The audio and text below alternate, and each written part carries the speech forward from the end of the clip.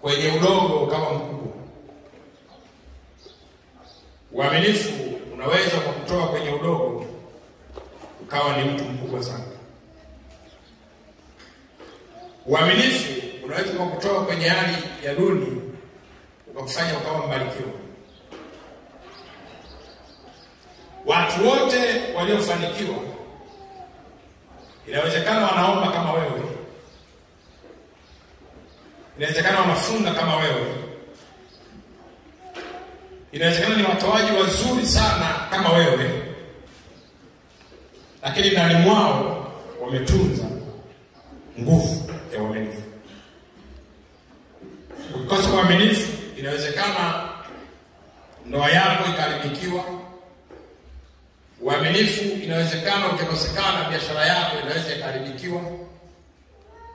Uaminifu ukikosa, inawezekana ibada yako pia isiwe lolote, isiwe chochote.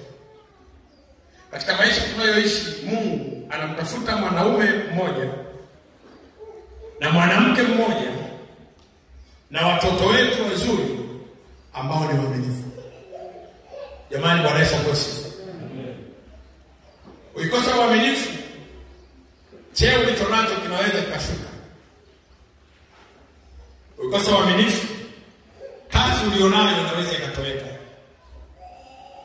Ukikosa uaminifu, kama kuhani kama mimi, uchungaji wangu pia unaweza ukatoweka. Kwa hiyo, ndugu zangu wapenzi katika Bwana, Mungu ametukumbusha tuwe waaminifu katika nyakati za mwisho. Mwambie mwenzako, Mungu anatukumbusha tuwe waaminifu katika nyakati za mwisho. Mwambie uwe mwaminifu katika ndoa yako.